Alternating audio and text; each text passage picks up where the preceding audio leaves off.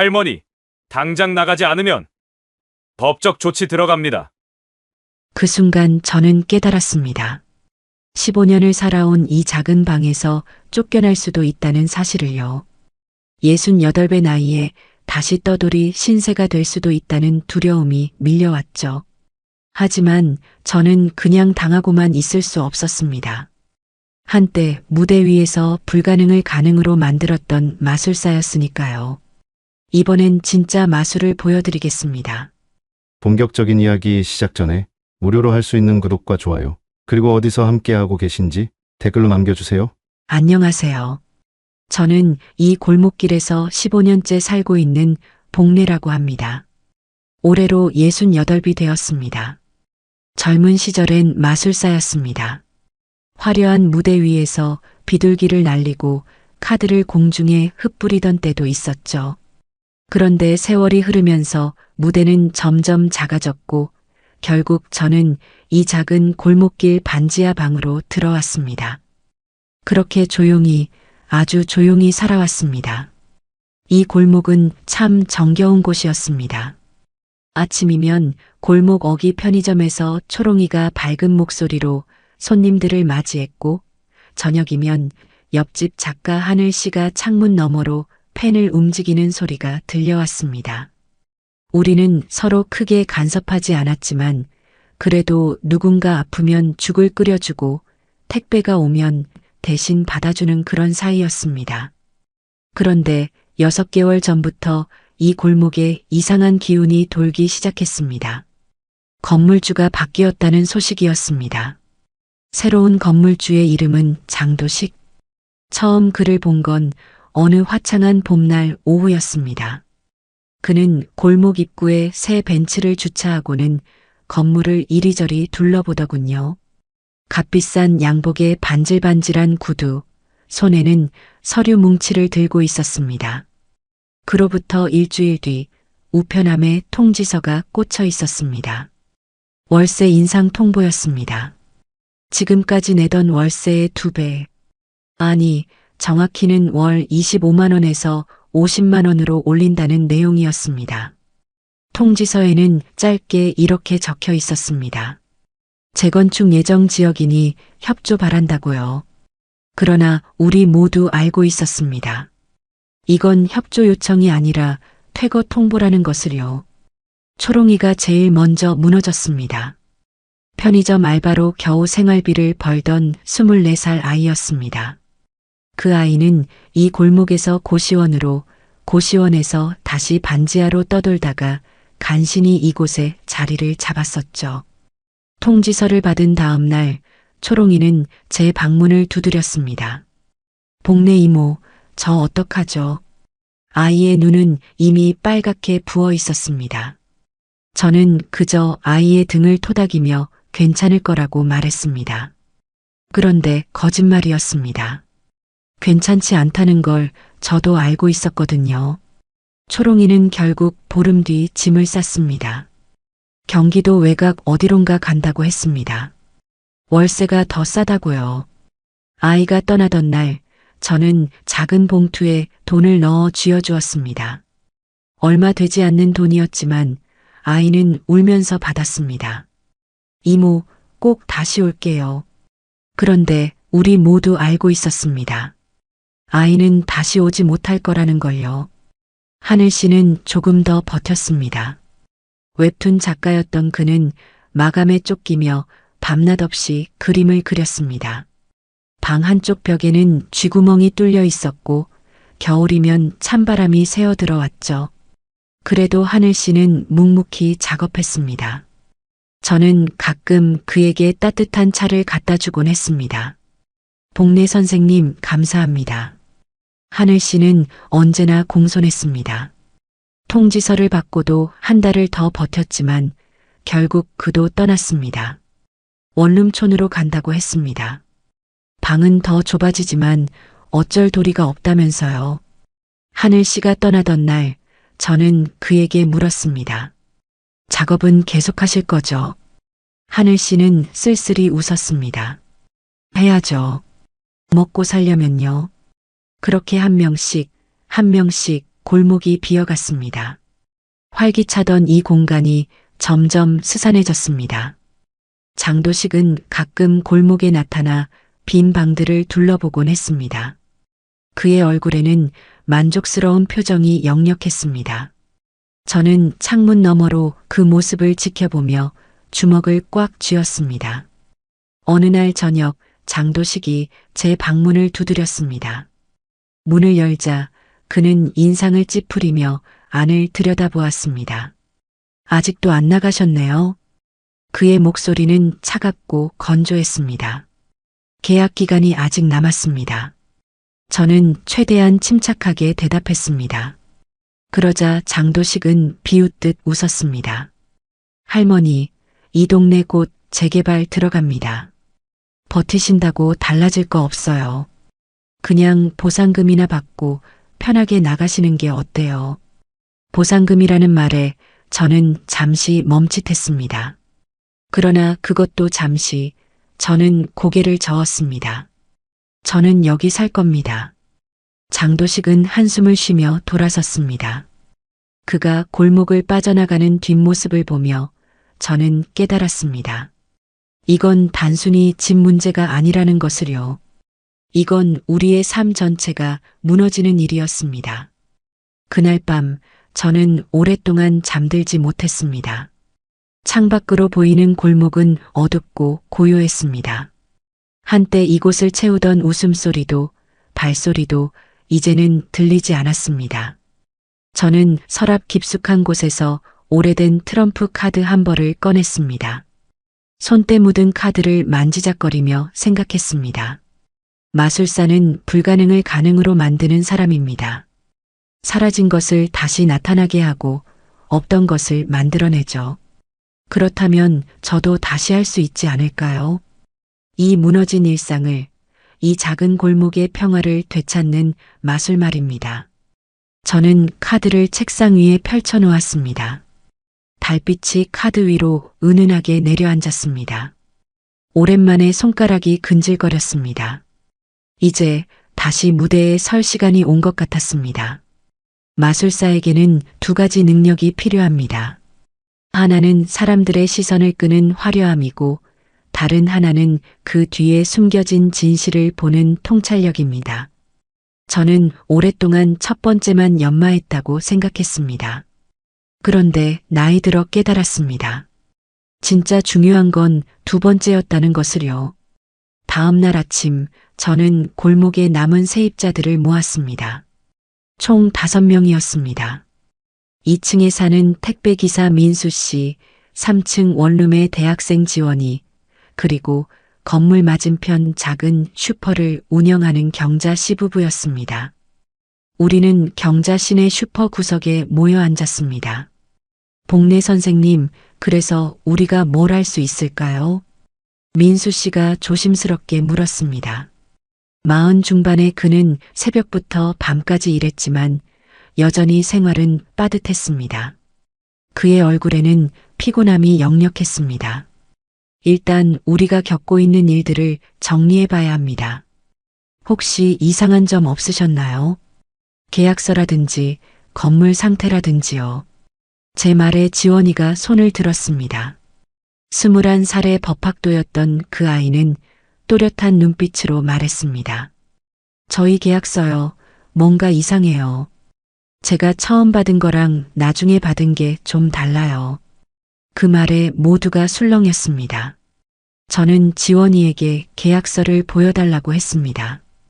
아이는 가방에서 2장의 서류를 꺼냈습니다. 겉보기엔 비슷해 보였지만 자세히 보니 특약사항이 다르게 적혀 있었습니다. 한 장에는 월세 인상률이 5%로 명시되어 있었고 다른 한 장에는 그 부분이 아예 빠져 있었습니다. 이건 위조된 거예요. 경자 씨가 단호하게 말했습니다. 슈퍼를 20년 넘게 운영한 그녀는 각종 서류에 익숙했습니다. 저도 비슷한 경험 있어요. 계약할 때 분명히 확인했던 내용이 나중에 보니까 없더라고요. 민수 씨도 거들었습니다. 그는 주머니에서 구겨진 계약서를 꺼냈습니다. 서류 곳곳에는 수정 테이프 자국이 선명했습니다. 저는 그 순간 깨달았습니다. 장도식은 단순히 월세를 올리려는 게 아니었습니다. 그는 체계적으로 세입자들을 내보내기 위해 계약서를 조작하고 있었던 겁니다. 그렇게 해야 재개발 승인을 받기 쉬워지니까요. 더 찾아봐야 합니다. 다른 증거도 있을 거예요. 제 말에 모두가 고개를 끄덕였습니다. 우리는 각자 맡은 역할을 나눴습니다. 지원이는 법적 문제를 검토하고 민수 씨는 건물 상태를 점검하며 경자 씨는 주변 상인들에게 정보를 수집하기로 했습니다. 저는 장도식의 동선을 파악하기로 했습니다. 이틀 뒤 민수 씨가 놀라운 사실을 알려왔습니다. 건물 지하에 불법 증축된 공간이 있다는 겁니다. 그곳은 원래 창고였는데 장도식이 건물을 인수한 뒤 임의로 벽을 허물고 원룸으로 개조했다고 했습니다. 당연히 허가는 받지 않았습니다. 이거 큰일인데요.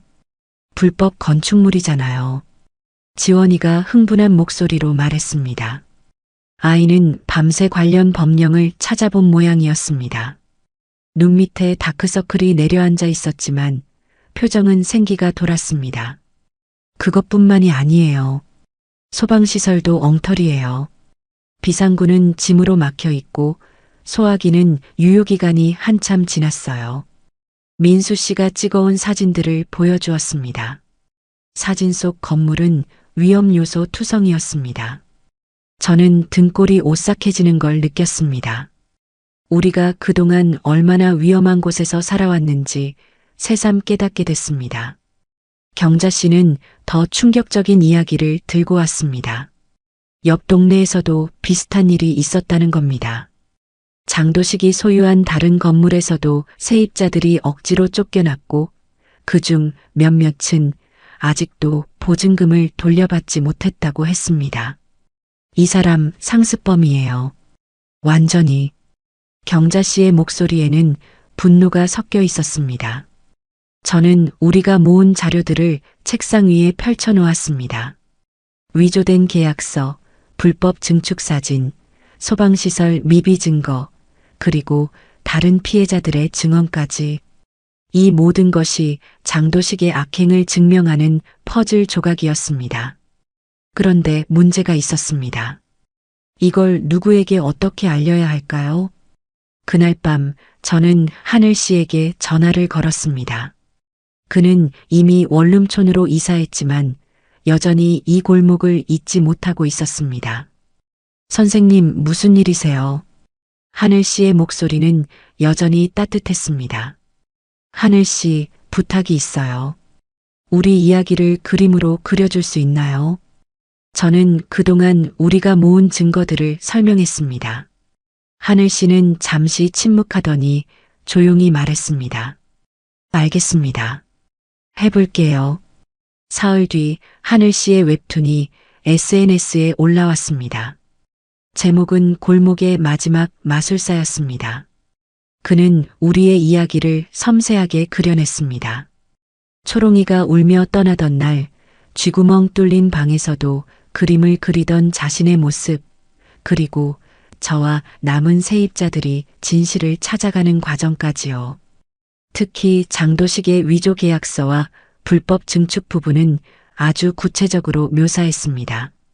반응은 폭발적이었습니다. 웹툰은 순식간에 수만 명에게 공유됐고 댓글에는 응원과 분노가 뒤섞여 있었습니다. 사람들은 자신들도 비슷한 경험이 있다며 이야기를 쏟아냈습니다. 어떤 이는 보증금을 떼었고 어떤 이는 강제 퇴거를 당했으며 어떤 이는 지금도 부당한 월세 인상에 시달리고 있었습니다. 저는 그제야 깨달았습니다. 진짜 마술은 화려한 무대 위에서 일어나는 게 아니라는 것을요. 진짜 마술은 사람들의 마음을 움직이는 것이고 그들이 서로 연결되게 만드는 것이었습니다. 지금 우리가 하고 있는 일이 바로 그것이었습니다. 며칠 뒤 구청에서 연락이 왔습니다. 민원이 폭주하자 건물 전수 조사를 하겠다는 내용이었습니다. 저는 전화를 끊고 창밖을 바라봤습니다. 골목은 여전히 스산했지만 그 안에는 희미한 빛이 보이기 시작했습니다. 그러나 저는 알고 있었습니다. 이건 시작에 불과하다는 것을요. 장도식 같은 사람이 이대로 물러날 리 없었습니다. 그에게는 분명 더 큰 계획이 있을 터였습니다. 그리고 그 계획 뒤에는 우리가 아직 모르는 누군가가 있을지도 모른다는 생각이 들었습니다. 저는 다시 트럼프 카드를 꺼내 들었습니다. 마술사는 항상 다음 수를 준비해야 합니다. 이제 두 번째 막이 오르려 하고 있었습니다. 구청은 생각보다 복잡한 곳이었습니다. 좁은 복도 양옆으로 부서들이 빼곡히 들어차 있었고 사람들은 서류 뭉치를 안고 분주하게 오갔습니다. 저는 일주일 동안 거의 매일 그곳을 찾았습니다. 건축과 민원실, 부동산 관리팀까지 발품을 팔아야 진실이 보인다는 걸 그때 다시 배웠습니다. 담당 공무원 김 주사님은 처음엔 냉담했습니다. 60을 훌쩍 넘긴 노인이 혼자 찾아와 건물주를 조사해달라고 하니 귀찮았던 모양이었습니다. 하지만 저는 포기하지 않았습니다. 매일 같은 시간에 찾아가 정중하게 민원을 제기했고 우리가 모은 증거들을 하나씩 보여드렸습니다. 할머니, 이거 심각한데요. 사흘째 되던 날 김 주사님의 태도가 바뀌었습니다. 그는 우리가 제출한 불법 증축 사진들을 들여다보며 고개를 저었습니다. 이 정도면 건축법 위반이 명확합니다. 조사 들어가야겠어요. 그의 말에 저는 가슴이 뛰는 걸 느꼈습니다. 드디어 첫 번째 관문을 통과한 것이었습니다. 그러나 진짜 문제는 그 다음이었습니다. 건물 소유권을 추적하던 중 이상한 점을 발견했습니다. 건물은 장도식 명의로 되어 있었지만 실제 임대 계약은 그의 처남 이름으로 진행되고 있었습니다. 게다가 건물 일부는 도식의 조카 명의로 쪼개져 있었습니다. 마치 퍼즐처럼 복잡하게 얽혀 있었습니다. 이거 조세 회피 아닌가요? 지원이가 서류를 검토하며 말했습니다. 법학을 공부하는 아이답게 날카로운 지적이었습니다. 맞아요. 한 사람 명의로 하면 세금이 많이 나오니까 친인척 명의로 분산시켜서 세금을 줄이는 거예요. 경자 씨도 거들었습니다. 그녀는 사업을 하면서 이런 수법들을 여러 번 목격했다고 했습니다. 저는 구청에 다시 찾아가 이 사실을 알렸습니다. 김 주사님은 심각한 표정으로 서류를 살펴보더니 고개를 끄덕였습니다. 이건 세무서에도 통보해야겠습니다. 탈세 혐의가 충분해 보이거든요. 그날 저녁 하늘 씨가 두 번째 웹툰을 올렸습니다. 이번엔 장도식이 친인척 명의로 건물을 쪼개 세금을 회피하고 세입자들에게는 부당한 월세를 요구한 과정을 적나라하게 그려냈습니다. 그림 한 장 한 장에는 실제 서류를 바탕으로 한 구체적인 증거들이 담겨 있었습니다. 반응은 이번에도 폭발적이었습니다. 조회수는 하루 만에 100만을 넘었고 언론에서도 관심을 보이기 시작했습니다. 한 지역 방송국 기자가 저에게 연락을 해왔습니다. 안녕하세요. KBS 탐사보도팀 정 기자입니다. 혹시 인터뷰 가능하실까요? 저는 잠시 망설였습니다. 방송에 나간다는 게 부담스러웠습니다. 하지만 이건 저 혼자만의 싸움이 아니었습니다. 골목을 떠난 초롱이와 하늘 씨, 그리고 지금도 버티고 있는 세입자들을 위해서라도 해야 할 일이었습니다. 좋습니다. 하겠습니다. 인터뷰는 사흘 뒤에 진행됐습니다. 기자는 카메라를 들고 우리 골목에 왔습니다. 저는 최대한 침착하게 그러나 단호하게 우리가 겪은 일들을 설명했습니다. 위조된 계약서, 불법 증축, 그리고 친인척 명예 분산까지 모든 것을 낱낱이 밝혔습니다. 복내 선생님, 두렵지 않으세요? 상대가 건물주인데요. 기자가 조심스럽게 물었습니다. 두렵죠? 하지만 더 두려운 건 아무것도 하지 않고 그냥 당하는 겁니다. 제 대답에 기자는 고개를 끄덕이며 카메라를 끄지 않았습니다. 방송이 나가고 이틀 뒤 장도식이 직접 골목에 나타났습니다. 그는 이번엔 변호사를 대동하고 왔습니다. 값비싼 양복을 입은 중년 남자였습니다. 도식의 얼굴은 불그락푸르락했고 목소리는 떨려 있었습니다. 할머니, 이거 명예훼손입니다. 당장 그 웹툰 내리지 않으면 고소할 겁니다.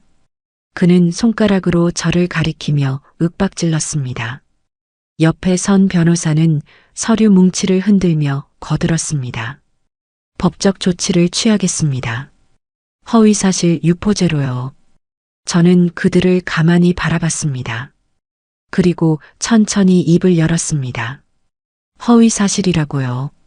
그럼 여기 있는 서류들도 전부 가짜인가요? 저는 준비해온 파일을 펼쳤습니다. 구청에서 확보한 건축허가 서류, 세무서에서 받은 소유권 이전 내역, 그리고 다른 피해자들의 진술서까지 하나하나 그들 앞에 내밀었습니다. 이것도 가짜고 저것도 가짜면 구청이랑 세무서가 전부 거짓말을 한 거네요. 도식의 얼굴이 창백하게 변했습니다. 변호사는 서류들을 훑어보더니 입을 다물었습니다. 그 순간 저는 깨달았습니다. 진실 앞에서는 아무리 교묘한 말도 소용없다는 것을요. 장 사장님, 한 가지만 물어볼게요. 당신은 왜 이렇게까지 하는 겁니까? 제 질문에 도식은 비웃듯 웃었습니다. 돈 때문이죠. 뭐 다른 이유가 있겠어요. 그의 대답은 너무나 솔직했고 그래서 더 섬뜩했습니다. 그는 사람들의 삶 따위는 안중에도 없었습니다. 오직 자신의 이익만 생각하는 사람이었습니다. 그럼 우리도 우리 삶을 지킬 권리가 있습니다. 저는 단호하게 말하며 자리에서 일어났습니다. 도식은 뭔가 더 말하려다가 그냥 돌아섰습니다. 변호사도 황급히 그를 따라갔습니다. 그날 밤 저는 오랜만에 무대에 서던 시절을 떠올렸습니다. 마술사는 관객들 앞에서 불가능을 가능으로 만드는 사람입니다. 그러기 위해서는 철저한 준비와 완벽한 타이밍이 필요합니다. 그리고 가장 중요한 건 관객을 믿게 만드는 힘입니다. 저는 기자에게 다시 연락했습니다. 그리고 제안했습니다. 기자회견을 열자고요. 장도식이 숨겨온 모든 서류, 가짜 공사 허가증, 위조된 계약서, 탈세 증거까지 전부 공개하겠다고 말했습니다. 정말 하시겠어요? 상대가 가만히 있지 않을 텐데요. 기자는 걱정스러운 목소리로 물었습니다. 그래서 더 해야죠. 이제 진짜 쇼를 보여드릴 시간입니다. 사흘 뒤 구청 앞 작은 광장에서 기자회견이 열렸습니다. 예상보다 많은 사람들이 모였습니다. 기자들, 주민들, 그리고 같은 처지의 세입자들까지. 저는 마이크 앞에 섰습니다. 손은 떨렸지만 목소리는 또렷했습니다. 저는 15년간 이 골목에서 살아온 동네라고 합니다. 오늘 여러분께 장도식 씨가 저지른 불법 행위들을 낱낱이 밝히겠습니다. 저는 준비한 서류들을 하나씩 공개했습니다. 카메라 플래시가 터졌고 기자들은 받아 적느라 분주했습니다. 도식은 멀찍이 서서 이 광경을 지켜보고 있었습니다. 그의 얼굴은 일그러져 있었습니다. 이것이 진실입니다. 저는 마술사였지만 이건 마술이 아닙니다. 현실입니다. 제 말이 끝나자 박수가 터져 나왔습니다. 사람들은 환호했고 도식은 고개를 떨구며 자리를 떠났습니다. 저는 그제야 깊은 숨을 내쉬었습니다. 그러나 저는 알고 있었습니다. 이것도 끝이 아니라는 것을요. 도식 같은 사람 뒤에는 더 큰 구조가 있을 거라는 예감이 들었습니다. 그리고 그 구조를 무너뜨리기 전까지는 진짜 승리가 아니라는 것도요. 저는 골목으로 돌아오며 하늘을 올려다봤습니다. 구름 사이로 햇살이 새어나오고 있었습니다. 이제 마지막 막이 남았습니다. 기자회견 이후 사흘 동안은 조용했습니다. 폭풍 전야 같은 고요함이었습니다. 저는 그 시간 동안 골목을 쓸고 화분에 물을 주며 평소처럼 지냈습니다. 하지만 마음 한구석에는 불안함이 자리 잡고 있었습니다. 장도식이 그냥 물러날 사람은 아니었으니까요. 예상은 적중했습니다. 나흘째 되던 날 아침 한 케이블 방송에서 장도식의 인터뷰가 방영됐습니다. 경자 씨가 급히 달려와 알려줬습니다. 복래 선생님, TV 좀 보세요. 큰일 났어요. 저는 경자 씨네 슈퍼로 따라갔습니다. 텔레비전 화면 속에는 장도식이 앉아 있었습니다. 그는 눈가를 닦으며 억울한 표정을 지었습니다. 저도 피해자입니다. 건물 관리하면서 얼마나 고생했는지 아십니까? 그런데 이렇게 매도당하니 정말 억울합니다. 그의 목소리는 떨리고 있었습니다. 마치 정말 억울한 사람처럼 보였습니다. 진행자는 고개를 끄덕이며 동조하는 듯 했습니다. 저 노인네가 뭘 알겠어요. 그냥 자기 월세 안 내려고 난리치는 거죠. 도식의 말에 저는 주먹을 꽉 쥐었습니다. 경자 씨도 분노로 얼굴이 붉어졌습니다. 저 사람이 진짜 뻔뻔하기는. 민수 씨도 어느새 슈퍼로 들어와 텔레비전을 바라보고 있었습니다. 그의 얼굴에는 실망이 가득했습니다. 이러면 사람들이 또 속아 넘어가는 거 아닌가요? 민수 씨의 말에 저는 고개를 저었습니다. 아니에요. 진실은 언젠가 드러나게 되어 있습니다. 그날 저녁 하늘 씨에게서 전화가 왔습니다. 그의 목소리는 흥분으로 떨리고 있었습니다. 선생님, 저 녹음 파일 있어요. 장도식이 했던 말들이요. 녹음 파일이요. 네. 제가 이사 나가기 전날 밤에 도식이 제 방에 왔었거든요. 협박하러요. 그때 혹시 몰라서 핸드폰으로 녹음했어요. 저는 가슴이 뛰는 걸 느꼈습니다. 뭐라고 했는데요? 직접 들어보세요. 지금 파일 보내드릴게요. 몇 분 뒤 저는 파일을 받아 재생했습니다. 장도식의 목소리가 흘러나왔습니다. 처음에는 낮고 위협적이었습니다. 작가 양반, 나가기 싫으면 월세 2배 내든가. 아니면 당장 꺼져. 하늘 씨가 뭐라고 대답하는 소리가 들렸지만 알아듣기 어려웠습니다. 그러자 도식의 목소리가 더 커졌습니다. 이 동네 노인네들 다 나가 죽어야 돼. 쓸모없는 것들이. 월세도 제대로 못 내면서 뭐하러 살아. 저는 숨이 막혔습니다. 경자 씨는 입을 막았고 민수 씨는 주먹으로 벽을 쳤습니다. 녹음은 계속 이어졌습니다. 재개발 들어오면 나 떼돈 번다고. 너희들 같은 거 신경 쓸 시간 없어.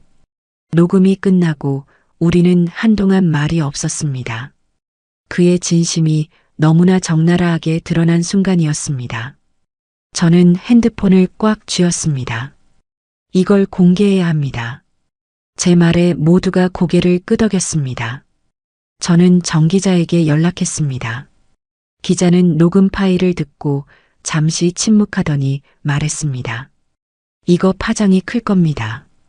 정말 보도하시겠어요? 당연하죠. 이게 진실입니다. 이틀 뒤 저녁 뉴스에서 녹음 파일이 공개됐습니다. 장도식의 목소리가 전국에 울려 퍼졌습니다. 노인들 다 나가 죽어라, 쓸모없는 것들. 그 말들은 수많은 사람들의 귀를 때렸습니다. 반응은 폭발적이었습니다. 포털 사이트 실시간 검색어 1위에 장도식의 이름이 올랐고 댓글에는 분노가 가득했습니다. 사람들은 그의 인성을 규탄했고 그가 운영하는 다른 건물들까지 문제 삼기 시작했습니다. 구청에서도 더 이상 방관할 수 없게 됐습니다. 김 주사님이 직접 전화를 걸어왔습니다. 복래 선생님, 전수조사 들어갑니다. 세무서에서도 동시에 조사한대요. 저는 안도의 한숨을 내쉬었습니다. 드디어 공권력이 움직이기 시작한 것이었습니다. 그러나 저는 여기서 멈출 수 없었습니다. 우리처럼 고통받는 세입자들이 전국에 얼마나 많은지 알게 됐으니까요. 저는 남은 세입자들을 모았습니다. 우리 이름을 만들어야 합니다. 복내 연합이라고요. 제 제안에 모두가 동의했습니다. 우리는 간단한 명함을 만들고 SNS 계정을 개설했습니다. 그리고 같은 처지의 세입자들에게 연락해 함께 목소리를 내자고 제안했습니다. 반응은 뜨거웠습니다. 일주일 만에 전국에서 100명이 넘는 세입자들이 연합에 가입했습니다. 그들 각자의 사연은 달랐지만 겪고 있는 고통은 비슷했습니다. 부당한 월세 인상, 강제 퇴거, 보증금 미반환. 우리는 그 이야기들을 모아 기록하기 시작했습니다. 한 달 뒤 우리는 국회 앞에서 기자회견을 열었습니다. 저는 다시 마이크 앞에 섰습니다. 이번엔 손이 떨리지 않았습니다. 저희는 복내 연합입니다. 전국의 세입자들이 모여 만든 모임이죠. 우리는 더 이상 참지 않을 겁니다. 제 뒤에는 100명이 넘는 사람들이 서 있었습니다.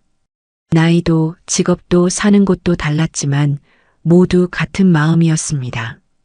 카메라 플래시가 터졌고 기자들은 열심히 받아 적었습니다. 우리가 요구하는 건 단순합니다. 공정한 계약, 합리적인 월세, 그리고 인간적인 대우입니다. 제 말이 끝나자 뒤에서 박수가 터져 나왔습니다. 사람들은 손팻말을 들고 구호를 외쳤습니다. 저는 그 광경을 보며 가슴이 벅차올랐습니다. 그날 저녁 여러 방송에서 우리 이야기가 나갔습니다.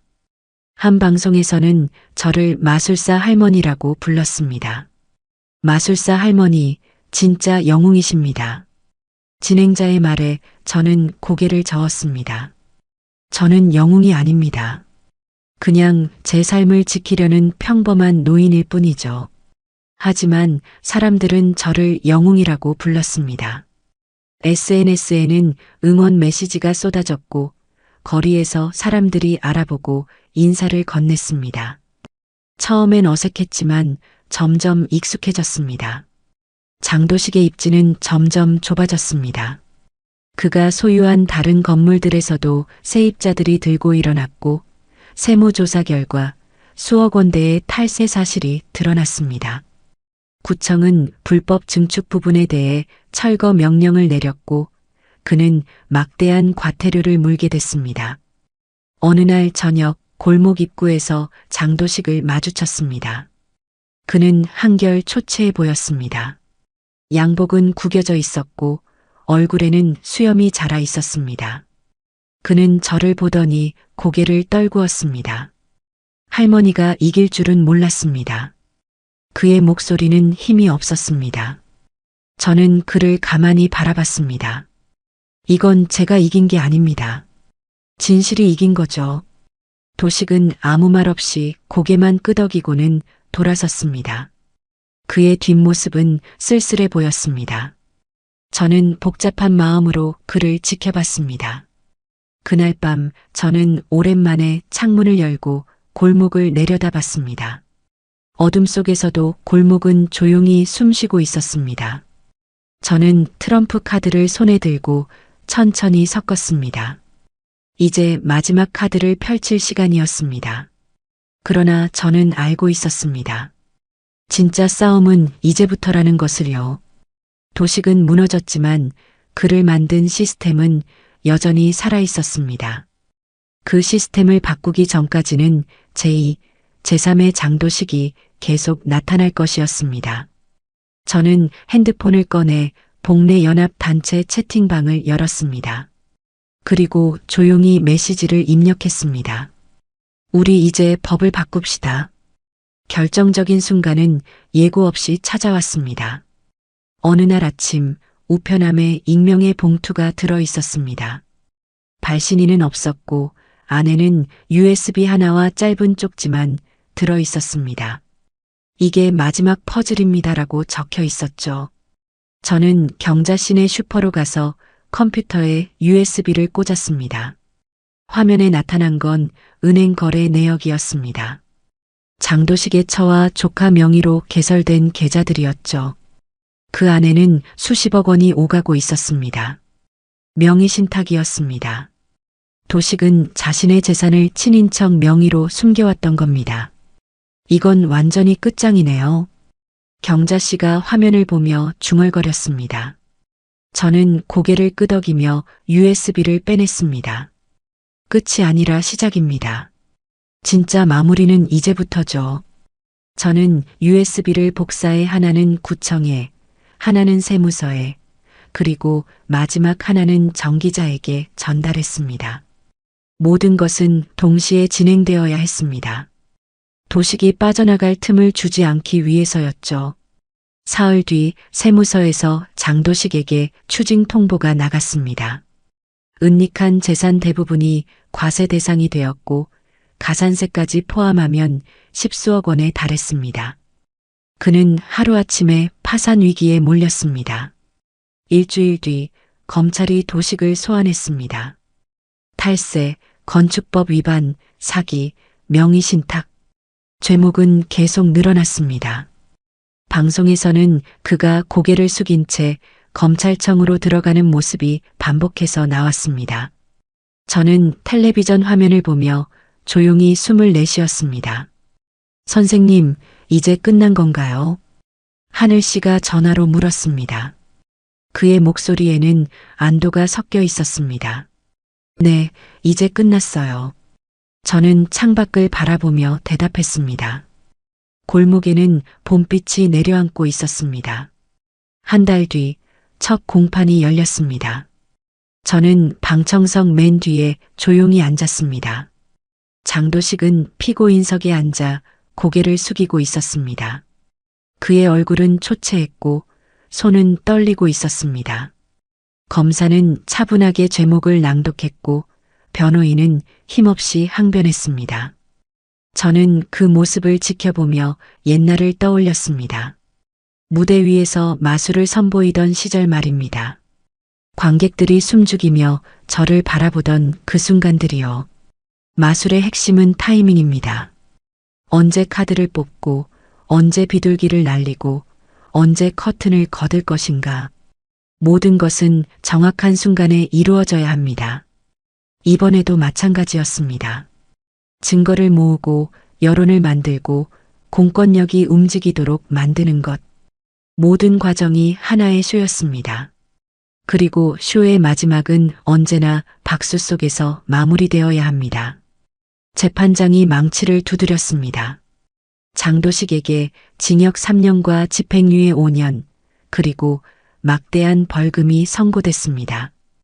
그는 고개를 떨구며 한숨을 내쉬었습니다. 방청석에서 작은 박수 소리가 들렸습니다. 저는 조용히 자리에서 일어났습니다. 법정을 나서며 복도 창문으로 하늘을 올려다봤습니다. 구름 한 점 없이 맑았습니다. 저는 가방에서 낡은 트럼프 카드를 꺼냈습니다. 손때 묻은 카드를 쓰다듬으며 미소 지었습니다. 쇼는 끝났습니다. 저는 혼잣말처럼 중얼거리며 카드를 다시 가방에 넣었습니다. 그리고 천천히 법원을 빠져나왔습니다. 밖에는 정기자와 복례 연합 사람들이 기다리고 있었습니다. 복례 선생님, 소감 한 말씀 해주세요. 정기자가 마이크를 내밀었습니다. 저는 잠시 생각하다가 입을 열었습니다. 마술사에게는 두 가지가 필요합니다. 사람들을 놀라게 하는 기술과 그들을 믿게 만드는 진심이죠. 저는 후자가 더 중요하다는 걸 이번에 배웠습니다. 카메라 플래시가 터졌고 사람들은 박수를 쳤습니다. 저는 그들을 향해 고개를 숙여 인사했습니다. 마술사가 공연을 마친 후 하는 것처럼요. 저는 골목으로 돌아왔습니다. 오랜만에 찾아온 평화였습니다. 초롱이가 돌아왔고 하늘 씨도 다시 이사 올 준비를 하고 있었습니다. 골목에는 다시 웃음소리가 돌아왔습니다. 저는 반지하 방 창문을 열고 봄바람을 맞았습니다. 마술사의 무대는 끝났지만 복례의 삶은 계속될 것이었습니다. 그리고 그것으로 충분했습니다. 재판이 끝나고 2달이 지났습니다. 여름이 성큼 다가온 어느 날 오후 구청에서 연락이 왔습니다. 김 주사님이었습니다. 복례 선생님, 좋은 소식 있습니다. 건물 환수 결정 났어요. 전화기 너머로 들리는 그의 목소리는 들떠 있었습니다. 저는 가슴이 두근거리는 걸 느꼈습니다. 환수요? 네. 장도식 씨가 세금이랑 벌금을 못 내서 건물이 공매 처분됐거든요. 그런데 시에서 이걸 매입해서 공공주택으로 전환하기로 했습니다. 저는 전화기를 꽉 쥐었습니다. 믿기지 않았습니다. 그럼 우리는요? 당연히 계속 사실 수 있죠. 임대료도 시세의 절반 정도로 책정될 겁니다. 계약 기간도 10년 보장이고요. 전화를 끊고 저는 한참을 멍하니 앉아 있었습니다. 꿈만 같았습니다. 우리가 싸워온 시간들이 주마등처럼 스쳐 지나갔습니다. 초롱이가 울며 떠나던 날, 하늘씨가 쥐구멍 난 방에서 그림 그리던 밤, 장도식이 욕설을 퍼붓던 순간들, 모든 것이 이제 끝난 것이었습니다. 저는 골목으로 나갔습니다. 경자시내 슈퍼 앞에는 사람들이 모여 있었습니다. 소식은 이미 퍼진 모양이었습니다. 복례 선생님, 정말이래요. 우리 계속 살 수 있대요. 민수 씨가 환한 얼굴로 달려왔습니다. 그의 눈가에는 눈물이 맺혀 있었습니다. 네, 정말입니다. 제 대답에 사람들이 환호했습니다. 경자 씨는 아예 울음을 터뜨렸습니다. 지원이는 휴대폰을 들고 이 순간을 영상으로 담았습니다. 우리 해냈어요. 정말 해냈다고요.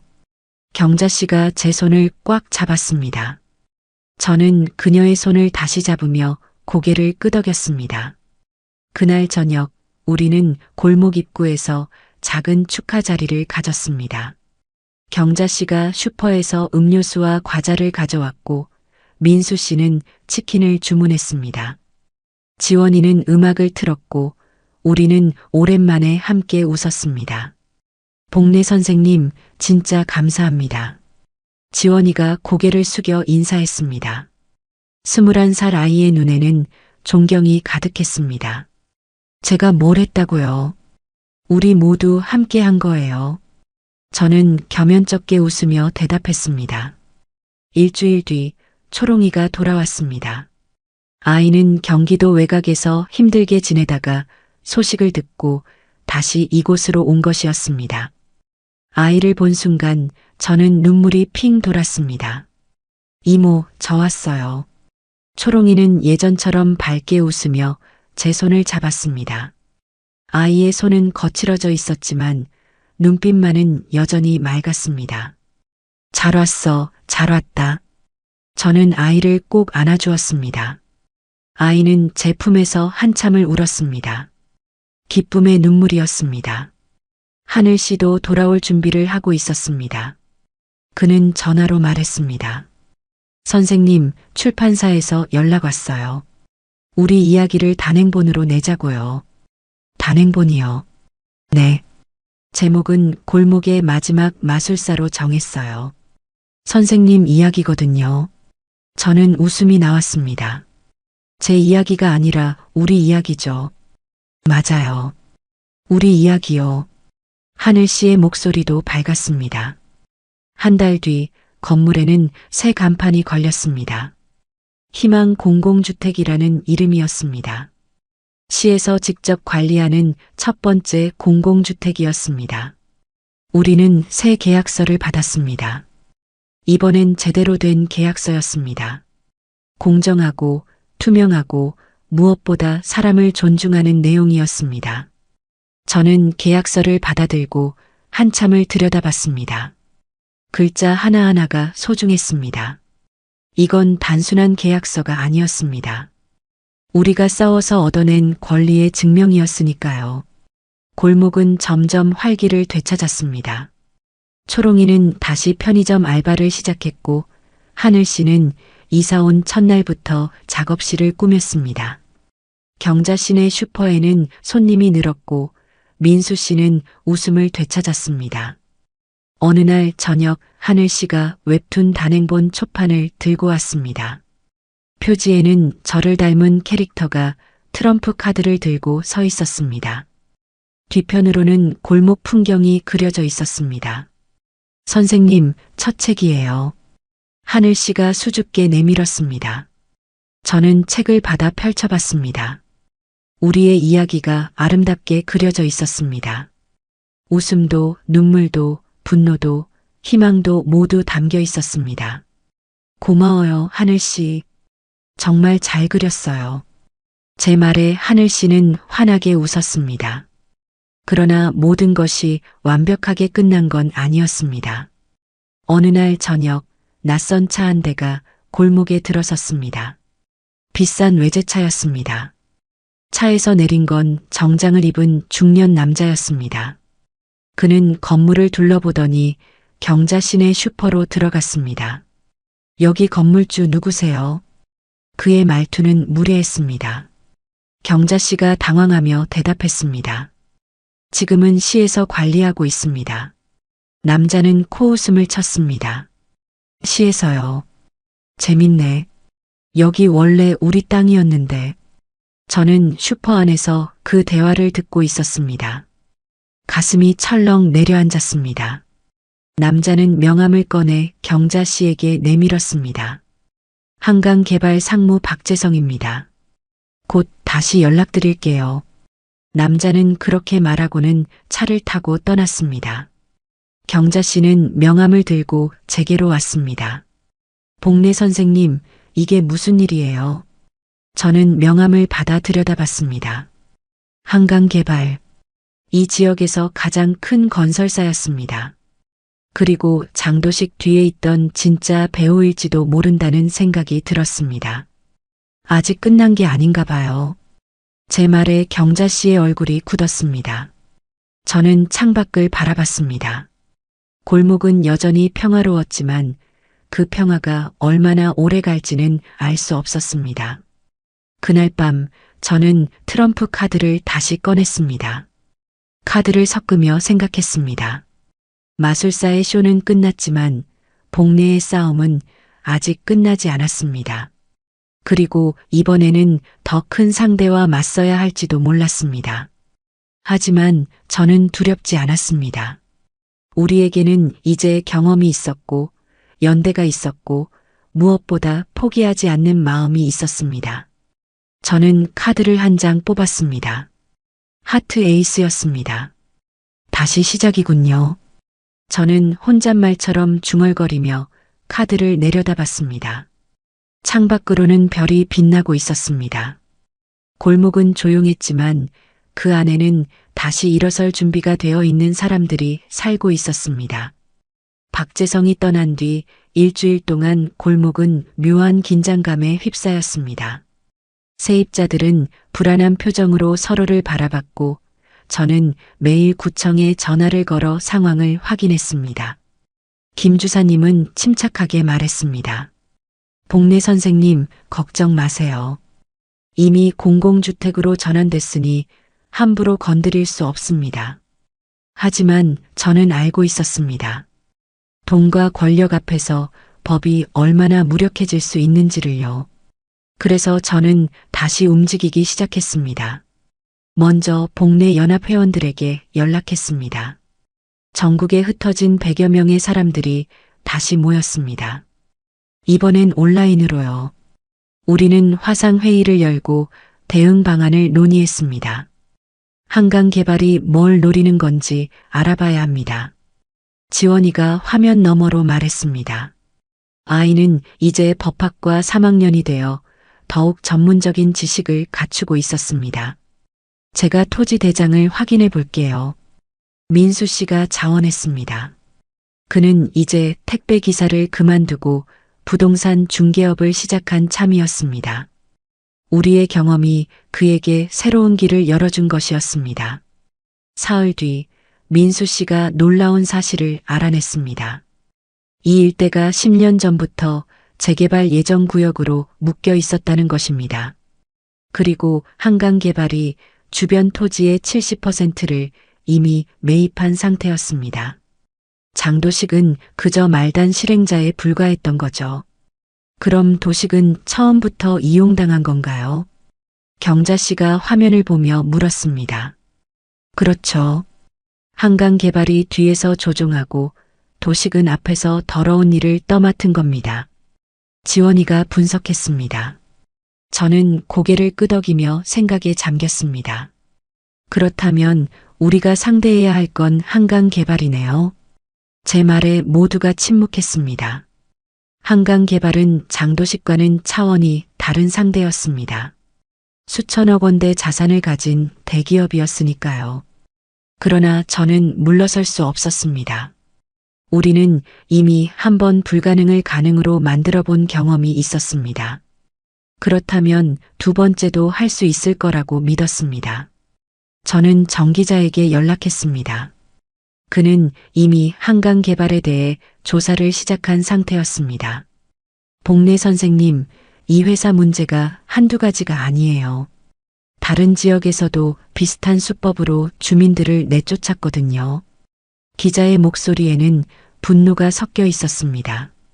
그럼 그것도 함께 폭로해야죠. 제 말에 기자는 잠시 망설이다가 대답했습니다.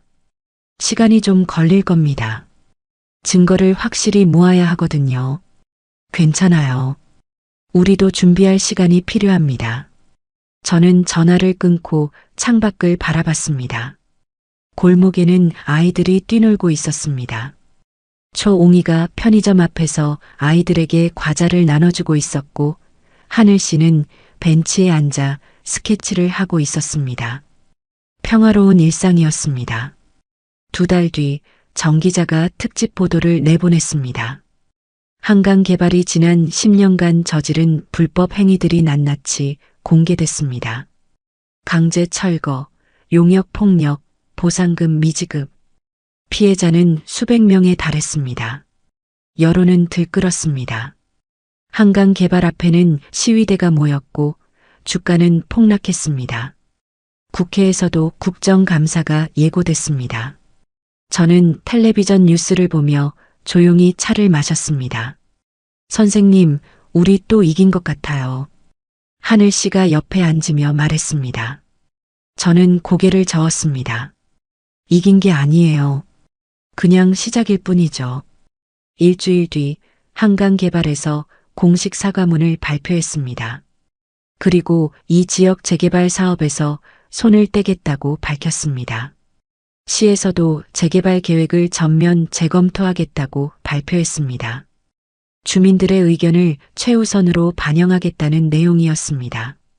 골목은 다시 평온을 되찾았습니다. 이번에는 진짜 평온이었습니다. 더 이상 누군가 우리를 위협하지 않았습니다. 세입자들은 안심하고 생활할 수 있게 됐습니다. 어느 날 오후 저는 오랜만에 상자 속에서 마술 도구들을 꺼냈습니다. 먼지가 수북이 쌓여 있었습니다. 저는 천천히 하나하나 닦아냈습니다. 트럼프 카드, 실크 스카프, 작은 마술 지팡이, 모두 옛 추억이 서린 물건들이었습니다.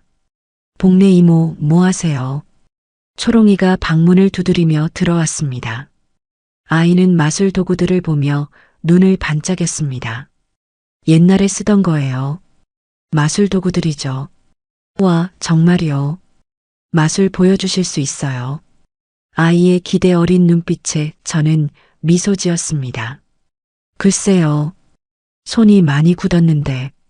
그러나 저는 카드를 한 벌 꺼내 섞기 시작했습니다. 손가락은 여전히 기억하고 있었습니다. 카드는 물 흐르듯 섞였고 저는 한 장을 뽑아 초롱이에게 보여줬습니다. 이 카드 기억해요. 네, 스페이드 퀸이에요. 저는 카드를 다시 섞고 한번 튕겼습니다. 그러자 카드가 공중으로 흩어지더니 다시 제 손으로 모였습니다. 그리고 맨 위에는 스페이드 퀸이 놓여 있었습니다. 와, 대박. 초롱이가 박수를 쳤습니다. 저는 웃으며 카드를 내려놨습니다. 골목 아이들한테 보여줄까 생각 중이에요. 정말요. 아이들 진짜 좋아할 거예요. 초롱이는 신이 나서 골목으로 뛰어나갔습니다. 곧 아이들이 우르르 몰려왔습니다. 저는 골목 한가운데에 작은 탁자를 놓고 즉석 공연을 시작했습니다. 카드 마술, 동전 마술, 손수건 마술. 아이들은 눈을 동그랗게 뜨고 저를 바라봤습니다. 어른들도 하나둘 모여들었습니다. 경자씨, 민수씨, 하늘씨, 지원이까지 모두가 웃으며 박수를 쳤습니다. 복례 선생님 정말 멋지세요. 경자씨가 눈가를 닦으며 말했습니다. 저는 고개를 숙여 인사했습니다. 마술사가 공연을 마친 후 하는 것처럼요. 그날 저녁 저는 혼자 방에 앉아 차를 마셨습니다. 창문 너머로 아이들의 웃음소리가 들려왔습니다. 골목은 다시 평온해졌습니다. 하지만 그 안에 담긴 기억은 결코 평범하지 않았습니다. 우리는 함께 싸웠고 함께 이겼습니다. 세입자들은 이제 스스로 권리를 말하고 서로를 지키는 법을 배웠습니다. 그리고 그것은 단순히 이 골목만의 이야기가 아니었습니다. 전국의 복례 연합 회원들도 각자의 자리에서 변화를 만들어가고 있었습니다. 저는 트럼프 카드를 다시 꺼내 들었습니다. 이번엔 하트킹이 나왔습니다. 저는 카드를 보며 미소 지었습니다. 이제 시작이군요. 마술사의 쇼는 끝났지만 복례의 삶은 계속될 것이었습니다. 그리고 그 삶 속에서 더 많은 사람들이 희망을 찾을 수 있기를 바랐습니다. 작은 골목에서 시작된 이 작은 혁명이 언젠가 세상을 바꿀 수 있기를 바라며요. 저는 차를 마저 마시고 창문을 열었습니다. 밤바람이 시원하게 들어왔습니다. 별이 빛나고 있었습니다. 골목은 조용했지만 그 안에는 무한한 가능성이 살아 숨쉬고 있었습니다. 며칠 뒤 하늘 씨의 웹툰 단행본이 베스트셀러 순위에 올랐습니다. 출판사에서는 후속작을 제안했고 하늘 씨는 이번엔 전국 세입자들의 이야기를 그리기로 했습니다. 복례 연합의 이야기를요. 선생님, 제목은 뭐가 좋을까요?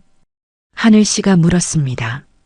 저는 잠시 생각하다가 대답했습니다. 우리의 작은 혁명은 어때요? 하늘 씨는 고개를 끄덕이며 미소 지었습니다. 좋아요. 딱 어울려요. 저는 창밖을 바라봤습니다. 골목에는 또 다른 하루가 시작되고 있었습니다. 평범하지만 특별한, 조용하지만 의미 있는 하루가요. 그리고 저는 알고 있었습니다. 이 평화가 누군가의 희생이 아니라 우리 모두가 함께 만들어낸 것이라는 사실을요. 저는 마술 도구들을 다시 정리하며 생각했습니다. 언젠가 더 많은 아이들에게 공연을 보여줄 수 있을까? 그리고 그 아이들이 자라서 또 다른 누군가에게 희망을 전해줄 수 있을까? 그것이 진짜 마술이 아닐까 싶었습니다. 저는 트럼프 카드를 마지막으로 한 번 섞고 상자에 넣었습니다. 그리고 조용히 미소 지었습니다. 이제 정말로 새로운 시작이었습니다. 그로부터 6개월이 흘렀습니다. 계절은 어느새 겨울을 지나 다시 봄으로 접어들고 있었습니다. 저는 여전히 이 골목 반지하 방에 살고 있습니다. 아침이면 창문을 열고 골목을 내려다보는 것이 일과가 됐습니다. 골목은 완전히 달라졌습니다. 초롱이는 편의점 알바를 그만두고 이제 작은 카페를 열었습니다. 골목 어귀에 자리 잡은 그 카페는 동네 사람들의 사랑방이 됐죠. 하늘 씨는 여전히 열심히 그림을 그리고 있고 두 번째 단행본도 곧 나올 예정입니다. 민수 씨는 부동산 중개사무소를 제대로 차렸습니다. 그는 세입자들의 권리를 지켜주는 중개인으로 소문이 났습니다. 경자신의 슈퍼는 여전히 성업 중이고 지원이는 법대를 졸업하고 공익 변호사를 준비하고 있습니다. 저는 요즘 일주일에 한 번씩 골목 아이들에게 마술을 가르쳐 주고 있습니다. 초롱이네 카페 한쪽에 작은 무대를 만들었고 그곳에서 아이들과 함께 카드를 섞고 동전을 숨기며 시간을 보냅니다. 아이들의 눈빛은 반짝이고 저는 그 모습을 보며 행복을 느낍니다. 어느 날 오후 낯선 중년 여성이 카페를 찾아왔습니다. 그녀는 경기도에서 왔다며 저를 만나고 싶다고 했습니다. 복례 선생님이시죠? 저희 동네에서도 비슷한 일이 있어서요. 그녀의 눈에는 간절함이 서려 있었습니다.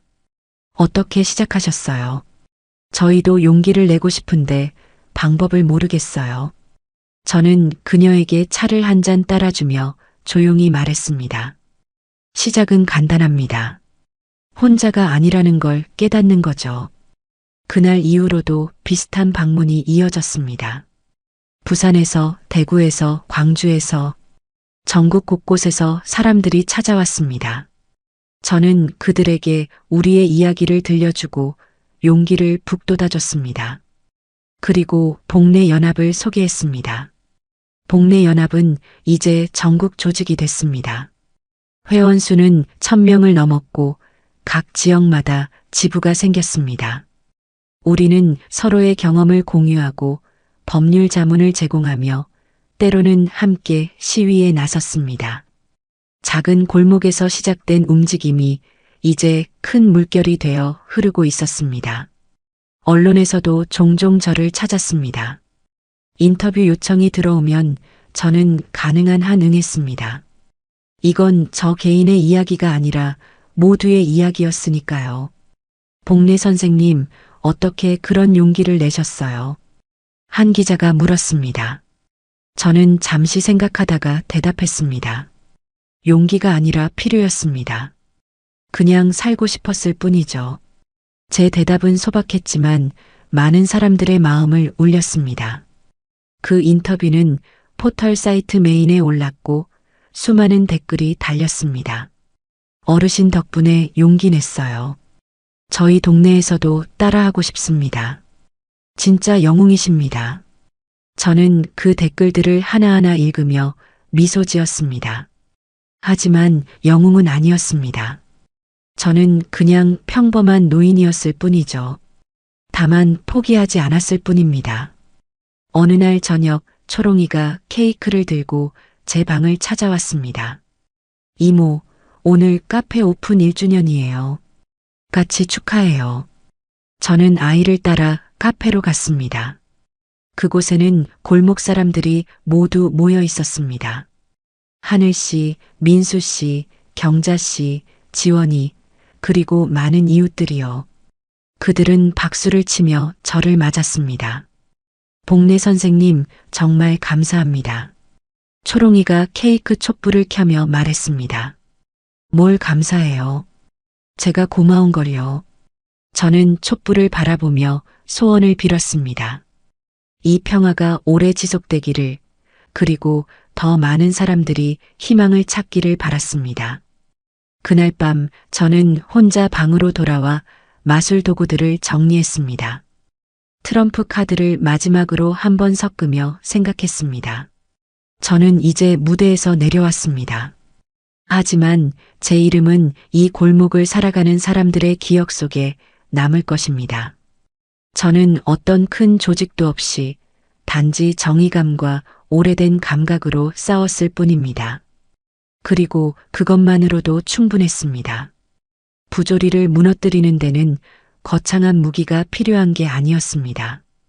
진실과 용기, 그리고 함께하는 사람들이면 됐습니다. 창밖으로 별이 빛나고 있었습니다. 저는 카드 한 장을 뽑아 창가에 세워두었습니다. 하트 에이스였습니다. 사랑과 시작을 의미하는 카드죠. 그게 진짜 마술이란다. 저는 혼잣말처럼 중얼거리며 미소 지었습니다. 평범한 노인이었던 제가 통쾌한 반전으로 부조리를 무너뜨린 건 제 인생에서 가장 멋진 무대였던 것 같습니다. 그리고 이제 그 무대는 끝났지만 새로운 무대는 계속 열릴 것입니다. 전국 곳곳에서 복내 연합 회원들의 손에서 그리고 용기를 낸 모든 사람들의 삶 속에서요. 저는 불을 끄고 잠자리에 들었습니다. 내일은 또 아이들에게 마술을 가르쳐 줄 날이었습니다. 평범하지만 특별한 하루가 기다리고 있었습니다. 그리고 그것으로 충분했습니다. 오늘 이야기 어떻게 들으셨나요? 구독과 좋아요, 댓글로 여러분의 생각도 나눠주세요. 영상 제작에 큰 힘이 됩니다.